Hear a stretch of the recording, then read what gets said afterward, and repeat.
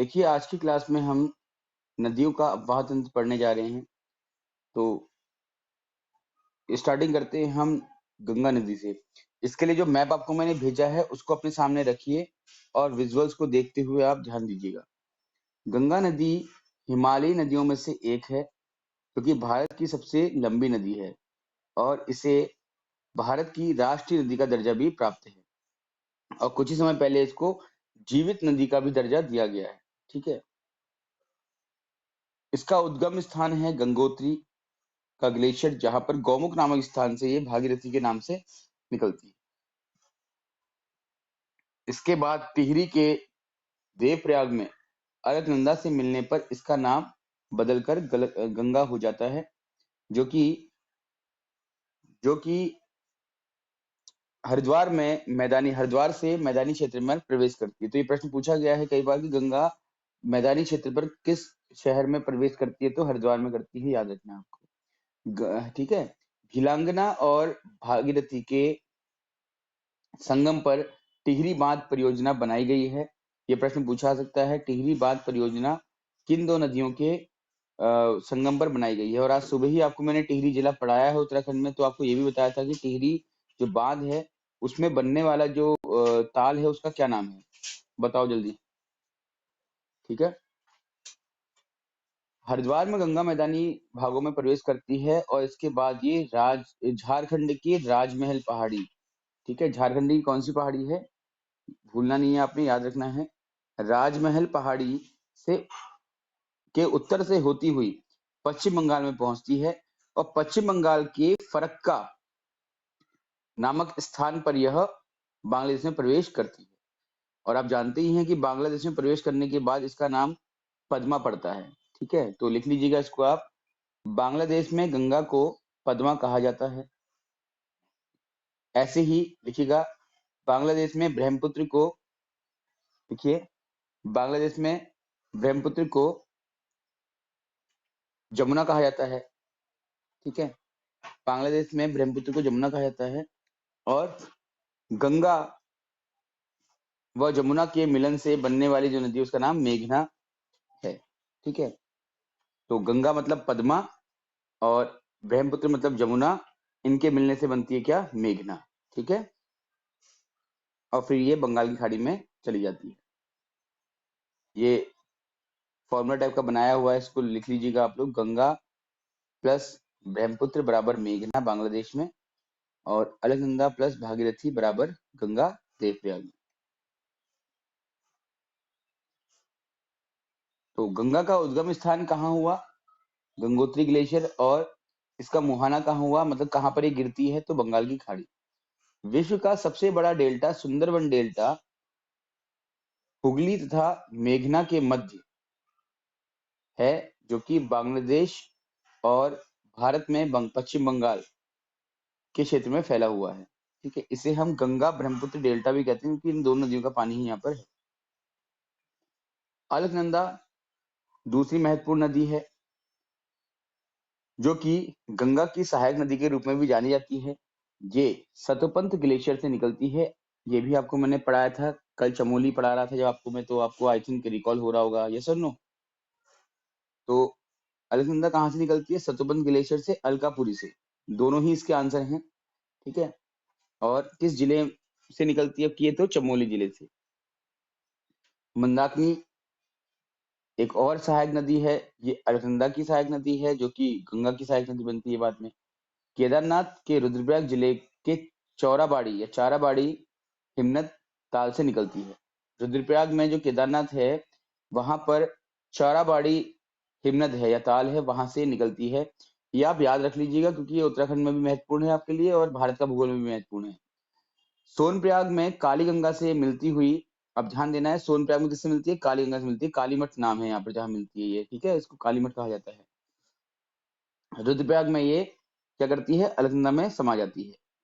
रुद्रप्रयाग में मंदाकिनी नदी अलकनंदा में मिल जाती है। अलकनंदा कर्णप्रयाग में पिंडर नदी, ठीक है, कर्णप्रयाग में, ये पढ़ी तो पढ़ा रखा आप लोगों को मैंने, है ना, प्रयाग वगैरह जो पढ़ाए थे, तो ये तो आपको याद ही होगा।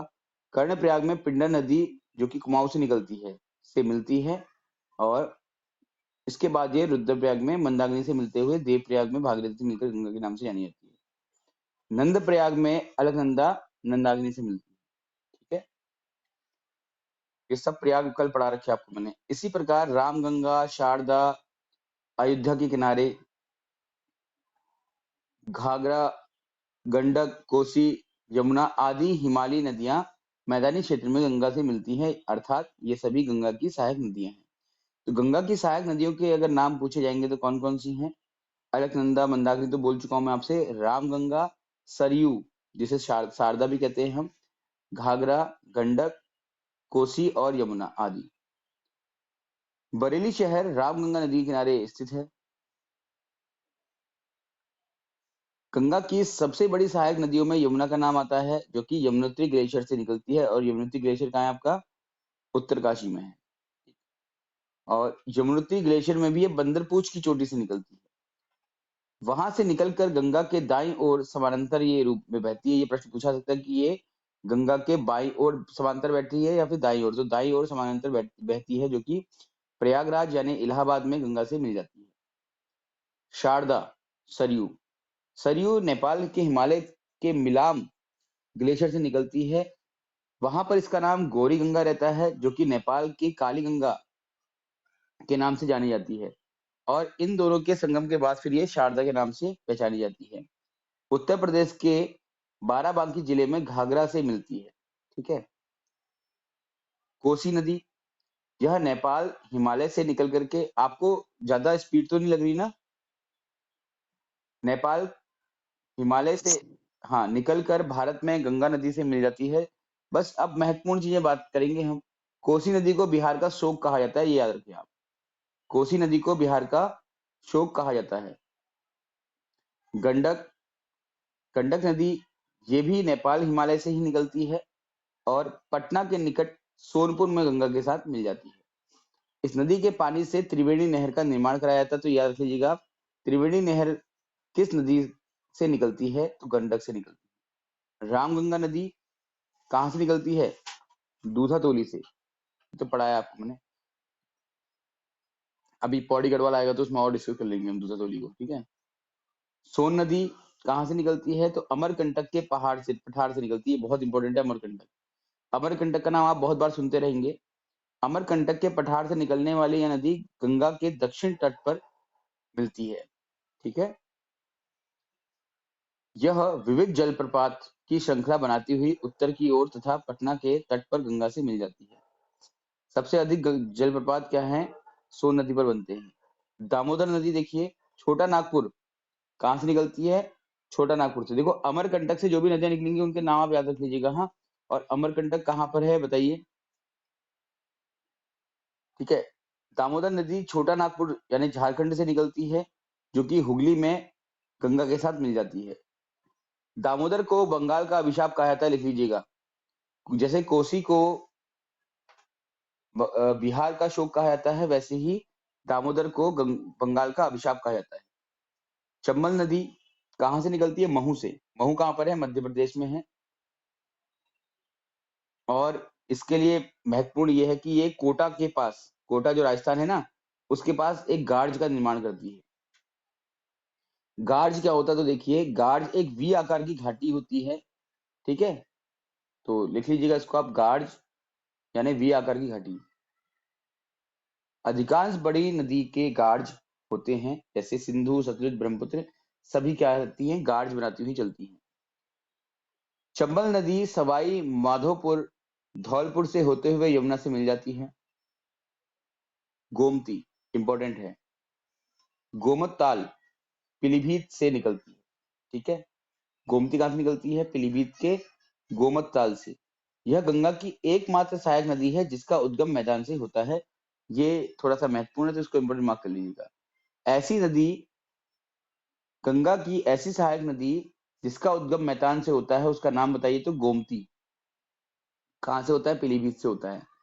यमुना की प्रमुख सहायक नदियां कौन कौन सी? अब देखिए, अभी तक हमने गंगा की सहायक नदियां पढ़ा था, तो यमुना गंगा की सबसे बड़ी सहायक नदी कहलाती है, लेकिन यमुना की भी अपनी सहायक नदियां हैं, जिनका नाम है चंबल, बेतवा और केन और छोटी सिंधु। ठीक है। तो देखिए, अब आते हैं हम ब्रह्मपुत्र नदी तंत्र में। ब्रह्मपुत्र भारत में तो ज्यादा नहीं बहती है, ठीक है, लेकिन वैसे अगर देखा जाए तो गंगा से बड़ी नदी है। ब्रह्मपुत्र नदी तंत्र तथा सिंधु नदी तंत्र का उद्गम मानसरोवर झील से होता है, नोट कर लीजिए। ब्रह्मपुत्र नदी तंत्र, ठीक है, ब्रह्मपुत्र नदी और सिंधु नदी दोनों का ही उद्गम कहाँ से होता है? मानसरोवर झील से होता है। मानसरोवर झील कहाँ है? तिब्बत में है, अब तो चाइना कहते हैं उसको हम। कैलाश पर्वत श्रेणी में मानसरोवर झील से इनका उद्गम होता है और मानसरोवर झील के चेमा युंगडुंग हिमनद से, चेमा युंगटुंग ग्लेशियर से ये निकलती है। सिंधु नदी का उद्गम भी मानसरोवर झील के निकट बोखरचू नामक हिमनद से होता है। बस मानसरोवर झील कॉमन है दोनों में, कैलाश पर्वत श्रेणी कॉमन है दोनों में, लेकिन अगर कुछ अंतर है तो क्या है? हिमनद का, ग्लेशियर का, क्योंकि मानसरोवर झील के चेमा युंगटुंग से निकलती है कौन? ब्रह्मपुत्र, और सिंधु निकलती है बोखरचू। इसको नोट कर लीजिएगा आप लोग।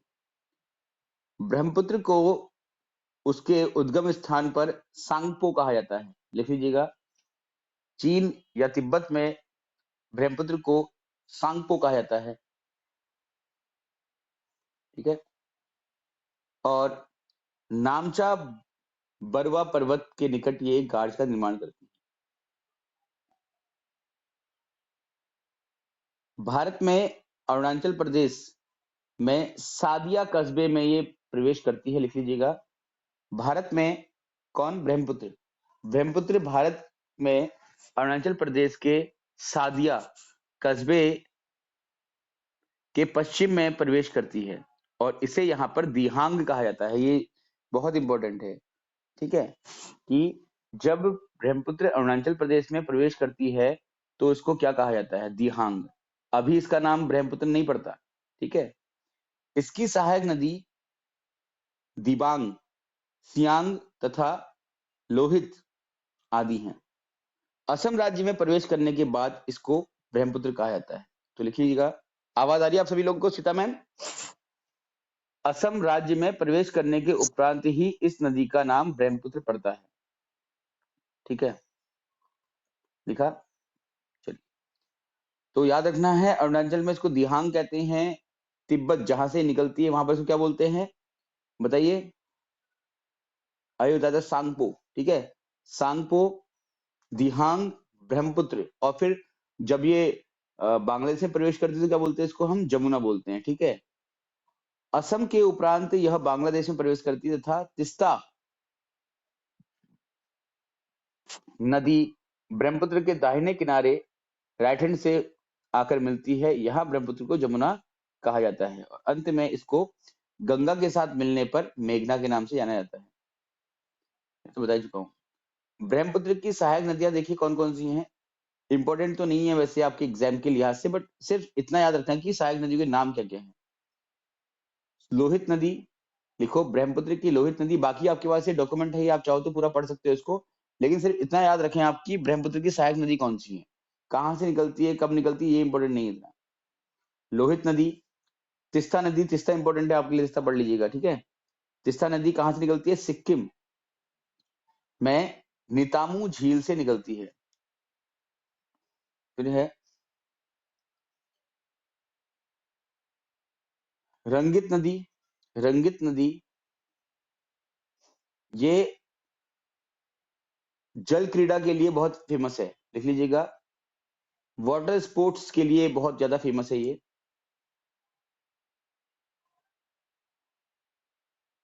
फिर लिखिएगा मानस नदी, फिर है सुबनसिरी, फिर है धनश्री। ये तो रही आपकी ब्रह्मपुत्र की सहायक नदियां। देखो, मैं भले ही आपको डिटेल नहीं बोल रहा हूँ इनकी, आप चाहो तो पढ़ सकते हो, आपके पास डॉक्यूमेंट है, बट उतना रटने की जरूरत नहीं है, ठीक है, खाली टाइम वेस्ट करना है अपना।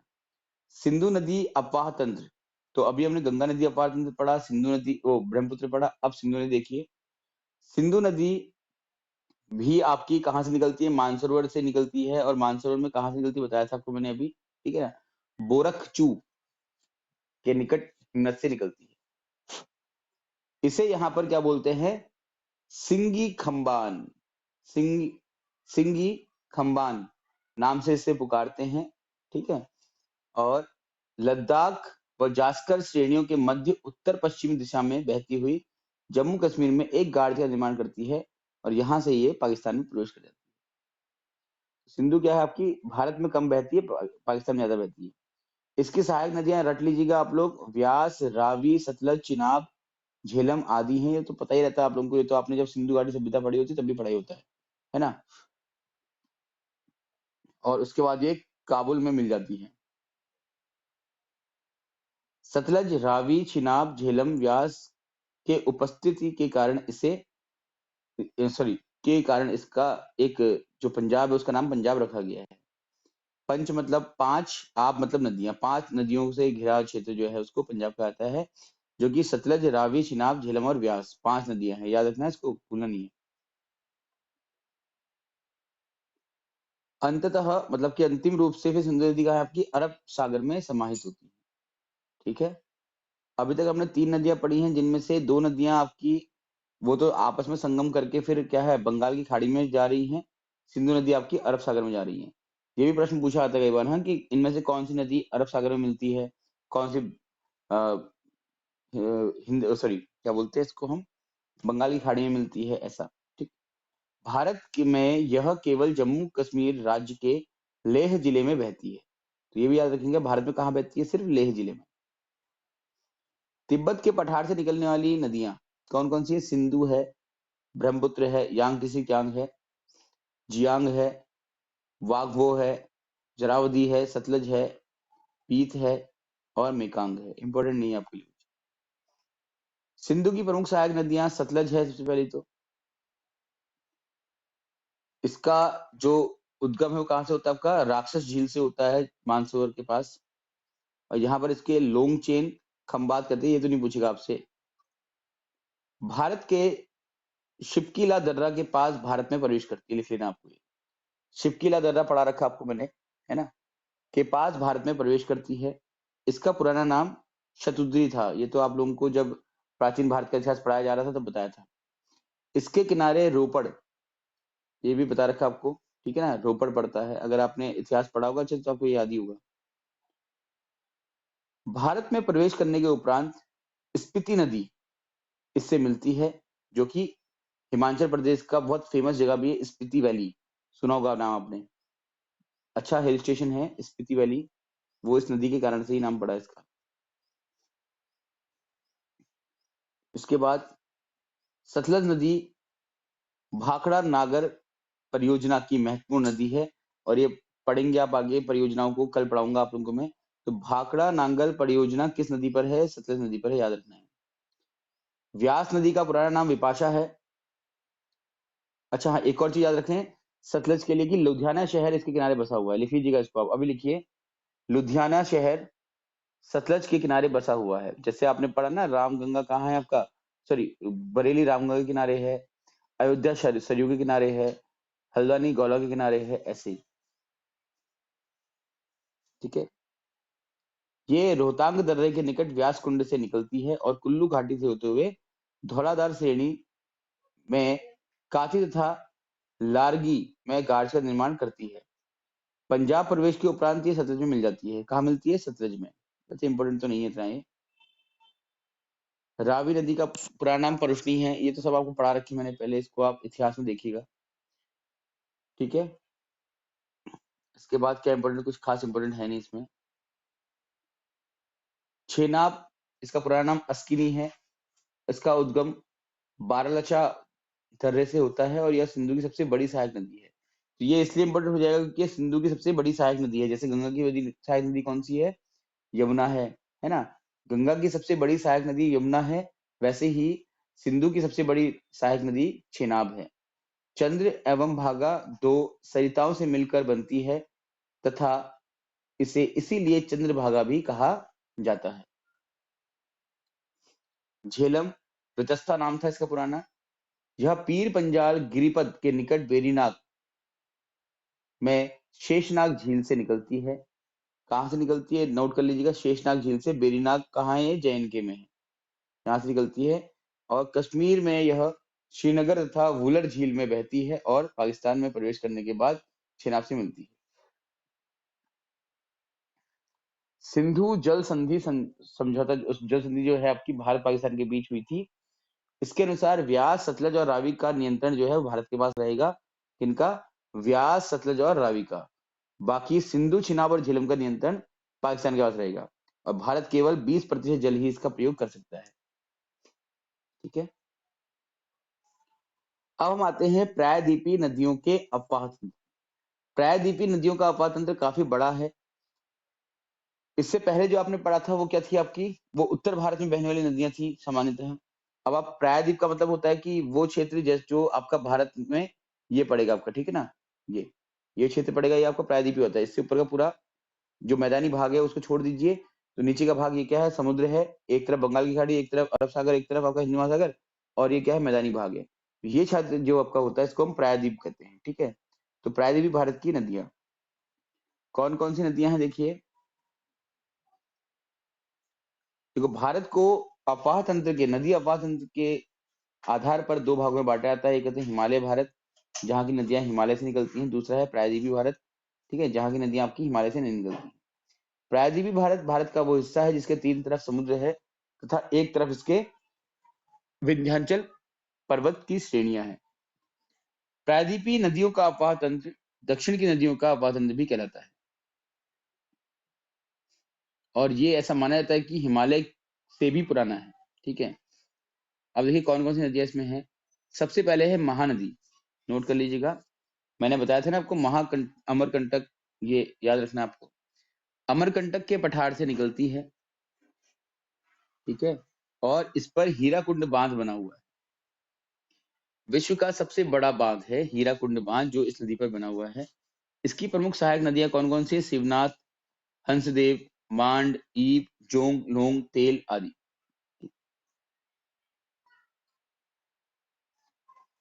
इसके बाद गोदावरी नदी, यह दक्षिणी गंगा या बूढ़ी गंगा, ये इंपॉर्टेंट है, पूछा जाता है। किस नदी को दक्षिणी गंगा या बूढ़ी गंगा कहा जाता है? तो गोदावरी नदी को दक्षिणी गंगा या बूढ़ी गंगा कहा जाता है। लिख लीजिए आप, गोदावरी नदी का एक और नाम दक्षिणी गंगा या बूढ़ी गंगा भी है। यह भारत की सबसे बड़ी नदी गंगा है। वैसे ही दक्षिण भारत में या प्रायद्वीपीय भारत में सबसे बड़ी नदी गोदावरी है। इसका उद्गम स्थान नासिक के त्र्यंबकेश्वर से होता है। ठीक है, और आपको जानकारी होगी ही कि जो कुंभ है, कुंभ 4 स्थानों में होता है, उनमें से एक स्थान नासिक भी है। ठीक है, जो महाराष्ट्र, छत्तीसगढ़, उड़ीसा, तेलंगाना, आंध्र प्रदेश से होकर जाती है, और इसकी प्रमुख सहायक नदियों में वर्धा, वेनगंगा, मनेर, सबरी, पूर्णा, मंजीरा, पेनगंगा, इंद्रावती, प्राणहिता, वेनगंगा तथा वृद्धा से मिलने पर बनती है, और ताल तथा मंजरा आदि है। यह नदी दूसरी सबसे बड़ी नदी है। पहली बड़ी नदी कौन सी है भारत में बहने वाली? गंगा है, और दूसरी कौन सी है? तो गोदावरी। गोदावरी नदी घाटी कोयला, पेट्रोलियम आदि के लिए प्रसिद्ध है। इस नदी पर निर्मित जल विद्युत परियोजना कौन कौन सी हैं? पोचमपाद एवं जायकवाड़ी। ठीक है, पोचमपाद एवं जायकवाड़ी। ठीक, इसके तट पर स्थित तीर्थ स्थल देखो, नासिक है, त्र्यंबकेश्वर है, और भद्राचलम है, वो नांडी। नासिक में कुंभ होता है। ठीक है, कुंभ कहाँ होता है बताओ? 4 जगह बताओ। इलाहाबाद, हरिद्वार तो पता ही है आप लोगों को, बाकी 2 जगह बताओ जरा जहाँ कुंभ होता होगा। वेरी गुड सीता मैम, आपका सिलेक्शन पक्का है इस बार। औरंगाबाद, नागपुर, निजामाबाद, नामुंद्री तथा बालाघाट इसके तट पर स्थित है। तो बाकी तो पूछना पूछे, लेकिन औरंगाबाद और नागपुर याद रखना आप। औरंगाबाद और नागपुर किसके किनारे हैं? आपके गोदावरी के किनारे, गोदावरी के तट पर स्थित है ये। ठीक है, कौन से? औरंगाबाद और नागपुर। और इस नदी पर एशिया का सबसे बड़ा रेल सह सड़क मार्ग बन रहा है, जो कि राजमुंद्री और कोलवूर को जोड़ेगा। कृष्णा नदी, यह महाराष्ट्र के महाबलेश्वर से निकलती है। इंपॉर्टेंट है, नोट कर लीजिएगा। महाबलेश्वर कहाँ है? पहले तो ये इंपॉर्टेंट हो जाएगा। महाराष्ट्र में है, ठीक है। तो यहाँ से कौन निकलती है? कृष्णा नदी निकलती है। इसकी प्रमुख सहायक सहायक नदियां हैं मूसी। मूसी बहुत पूछा आता है, मूसी बहुत इंपॉर्टेंट है, इसको नोट करिएगा। तुंगभद्रा, दूधगंगा, पंचगंगा और मूसी। तो यहाँ पर तुंगभद्रा और मूसी दोनों याद कर लीजिएगा आप। मूसी के किनारे एक बहुत इंपॉर्टेंट शहर भी है, रिकॉल कीजिए, याद कीजिए, ठीक है। और ये प्रायद्वीपीय नदियों में दूसरी सबसे बड़ी नदी है। कौन सी? कृष्णा नदी। कृष्णा नदी प्रायद्वीपीय नदियों में दूसरी सबसे बड़ी नदी मानी जाती है। नागार्जुन बांध आंध्र प्रदेश, आंध्र प्रदेश का श्रीशैलम बांध किस पर है? कृष्णा नदी पर है। तो कृष्णा नदी पर कौन से बांध हैं? नागार्जुन और श्रीशैलम। कावेरी नदी, यह कर्नाटक के ब्रह्मगिरी पहाड़ियों से निकलती है। कर्नाटक नदी कहां से निकलती है? ब्रह्मगिरी पहाड़ियों से निकलती है। और दक्षिण में शिव सुंदरम, श्री रंगपट्टनम का निर्माण करती है, ठीक है। ये इसलिए इंपॉर्टेंट हो जाएगी कि इसके द्वारा श्री सुंदरम का निर्माण किया जाता है। बंगाल की खाड़ी में गिरने से पहले यह तमिलनाडु के किनारे तंजावुर जिले के में एक समकोणीय डेल्टा बनाती है। तो याद रखना है कि समकोणीय डेल्टा का निर्माण कौन सी नदी करती है? तो कौन कर रही है बताइए? कावेरी नदी। लिख लीजिए, कावेरी नदी द्वारा तमिलनाडु के तंजावर जिले में कावेरी नदी द्वारा तमिलनाडु के तंजावर जिले में समकोणीय डेल्टा का निर्माण किया जाता है, ठीक है। और इंपॉर्टेंट मार्क कर लीजिएगा इसको। इसकी सहायक नदियों में इंपॉर्टेंट है आपकी अमरावती, फिर है लूनी नदी। लूनी लिखो, लूनी पुष्कर झील से निकलती है ये, ठीक है। और राजस्थान की सबसे बड़ी नदी है, लिख लीजिएगा। राजस्थान की सबसे बड़ी नदी है जो कि पुष्कर झील से निकलने वाली दो धाराओं सरस्वती और साबरमती से बनती है। कहां पर? गोविंदगढ़ में। अरावली पहाड़ियों से निकलती है और कच्छ के रण में विलुप्त हो जाती है, ठीक है। और इसमें इंपॉर्टेंट तो कुछ है नहीं। अच्छा, ये एक प्रकार का अंतःस्थलीय अपवहन है जो कि, ठीक है, किसी भी समुद्र में नहीं मिलती है, ठीक है। हर नदी आपने पढ़ा, कोई बंगाल की खाड़ी में मिल रही है, कोई अरब सागर में मिल रही है, लेकिन ये एक ऐसी नदी है, कौन सी नदी? लूनी नदी, जो कि किसी भी समुद्र में नहीं मिलती है। ये समुद्र में मिलने से पहले ही विलुप्त हो जाती है। लिखा है ना आपका, कच्छ के रण में विलुप्त हो जाती है, ठीक है। कच्छ के रण में ये विलुप्त हो जाती है। अंतःस्थलीय अपवहन क्या होता है? भूमि के अंदर निकलना और भूमि में समाप्त हो जाना। जैसे कौन कौन सी नदियां हैं इनमें? घग्गर, लूनी, सरस्वती, रूपेन और बनास। ये सब क्या है? अंतःस्थलीय है। फिर है ताप्ती, मध्य प्रदेश के बैतूल जिले में सतपुड़ा की श्रृंखलाओं से निकलती है और अरब सागर में मिल जाती है। कुछ खास इंपोर्टेंट नहीं है इसमें भी, ठीक है। बस ये याद रखना कि ज्वार नदमुख का निर्माण करती है, ठीक है। कौन? ताप्ती। ताप्ती क्या करती है? ज्वार नदमुख का निर्माण करती है। कहाँ? अरब सागर में। पेरियार नदी केरल का जीवन कहा जाता है इसको, लिख लीजिएगा। केरल की जीवनदायिनी नदी है पेरियार नदी। अभी इसमें हाल ही में 1-1.5 साल पहले काफी भयंकर तूफान टाइप का आया था, कह सकते हैं कि एक प्रकार का जो बाढ़ टाइप की आई थी केरल में, ठीक है ना, वो पेरियार नदी के किनारे आई थी, ठीक है। माही नदी उद्गम स्थान मध्य प्रदेश था, विसर्जन खंबात की खाड़ी में होता है। काली नदी का उद्गम स्थान कहाँ है? कर्नाटक में है, ठीक। और मैग्नीज अयस्क के कारण ये प्रदूषित है और इसी वजह से इसको काली नदी कहा जाता है। नर्मदा को फिर से देखिए, अमरकंटक आ गया आपका।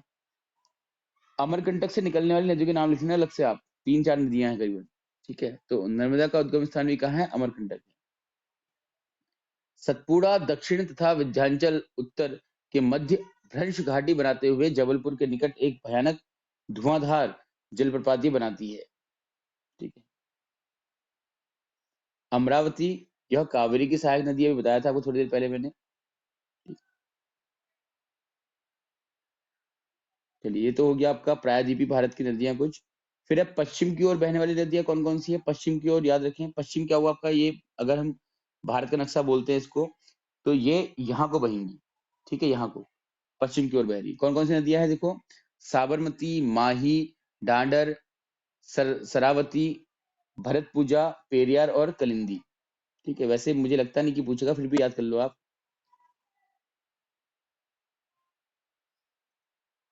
लिखो, शरावती नदी पर गरसोप्पा जलप्रपात है, इसको जोग जलप्रपात भी कहते हैं। ठीक है, मांडवी नदी को गोवा की जीवन रेखा कहा जाता है, लिखिए, मांडवी नदी को गोवा की जीवन रेखा कहा जाता है। मांडवी नदी को गोवा की जीवन रेखा कहा जाता है। देखिए, तीस्ता नदी पर बांग्लादेश और भारत का जल विवाद है। तीस्ता नदी पर भारत और बांग्लादेश का जल विवाद है। ऐसा प्रश्न पूछा सकता है कि भारत और बांग्लादेश के मध्य किस नदी को लेकर के विवाद है, तो तीस्ता नदी, याद रखना आपको। ठीक है, इसमें भारत को 52% और बांग्लादेश को 48% भारत के अनुसार है, जबकि बांग्लादेश का मानना है कि बांग्लादेश को 80% और भारत को केवल 20% यहाँ से मिलना चाहिए।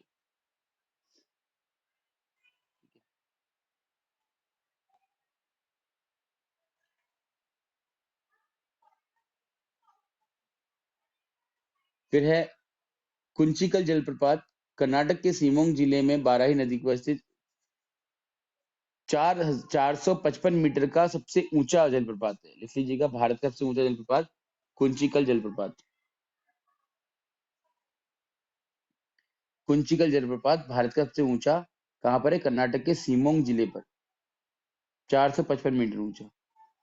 ठीक है, तो ये नदियों के बारे में तो हमने डिस्कशन कर लिया है। अब हम नेक्स्ट क्लास में झीलों के बारे में डिस्कशन करेंगे, प्रमुख झीलें हैं, कहाँ से निकलती हैं, और साथ ही साथ देखिए आप संसाधन, जल संसाधन के स्रोत जो हैं, है ना, इसके संबंध में कुछ अनुच्छेद हैं, बहुउद्देशीय नदी परियोजनाएं हैं। बस हो गया, ये बस इतना ही हमारा, फिर ये हमारा हो जाता कंप्लीट। ठीक है, किसाऊ परियोजना ये, तो आई थिंक कल एक क्लास करेंगे तो हमारा ये कंप्लीट हो जाएगा, ज्यादा है नहीं। हमारा उत्तराखंड भी ऑलमोस्ट होने ही वाला है, उत्तराखंड की वजह से हमारे इसकी क्लासेस नहीं हो पा रही थी। ठीक है, चलिए फिर इसको हम ओवर करते हैं अभी। यहीं पर जितना आपको पढ़ाया गया है मैपिंग के थ्रू, उसको आप करने का प्रयास कीजिए, क्योंकि बिना मैप के ज्योग्राफी नहीं हो सकती। ओके, चलिए, थैंक यू।